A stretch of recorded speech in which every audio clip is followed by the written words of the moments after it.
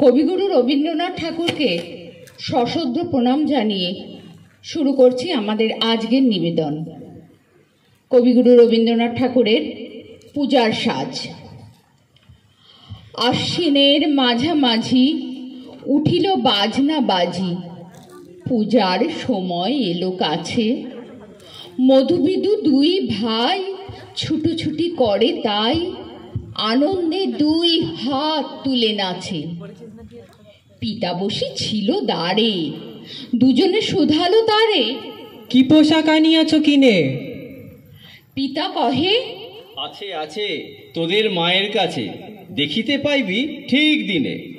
সবুর সহে না আর জননীরে বারবার কহে, মাগো ধরি তোর পায়ে, বাবা আমাদের তরে কি কিনে এনেছে ঘরে, একবার দে নামা দেখায়। ব্যস্ত দেখি হাসিয়া মা দুখানি ছিটের জামা দেখাইল করিয়া আদর। মধু কহে, আর নেই? মা কহিল, আছে, এই এক জোড়া ধুতি ও চাদর। রাগিয়া আগুন ছেলে কাপড় ধুলায় ফেলে কাঁদিয়া কহিল, চাহি না মা, রায়বাবু দের গুপি পেয়েছে জরির টুপি, ফুল কাটা শাটিনের জামা। মা কহিল, মধু ছি ছি, কেন কাঁদো মিছামিছি? গরিব যে তোমাদের বাপ, এবার হয়নি ধান, গেছে কত লোকসান, পেয়েছেন কত দুঃখ তাপ। তবু দেখো বহু ক্লেশে তোমাদের ভালোবেসে সাধ্য মতো এনেছেন কিনে। সে জিনিস অনাদরে ফেলিলে ধুলির পরে, এই শিক্ষা হলো এতদিনে। বিধু বলে, এই কাপড় পছন্দ হয়েছে মোর, এ জামা পরাস আমারে।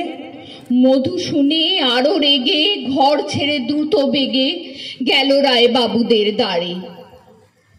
সেথা মেলা লোক জড়ো, রায়বাবু ব্যস্ত বড়, দালান সাজাতে গেছে রাত।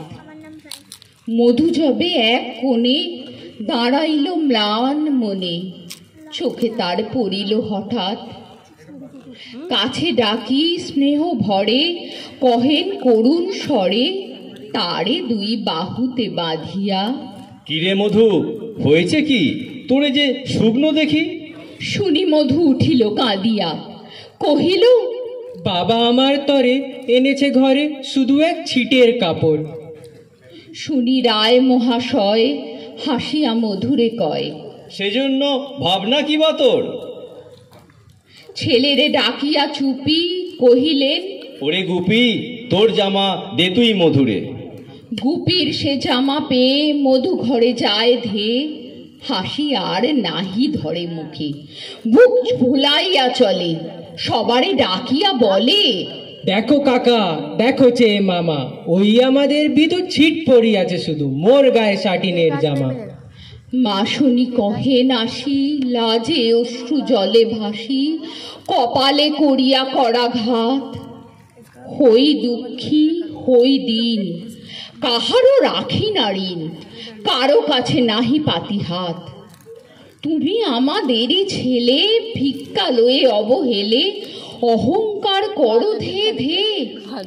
ছেঁড়া ধুতি আপনার, ঢের বেশি দাম তার, ভিক্ষা করা শাটিনের চেয়ে।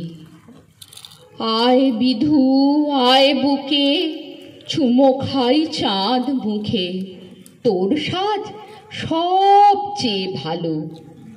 দরিদ্র ছেলের দেহে, দরিদ্র বাপের স্নেহে, ছিটের জামাটি করে আলো।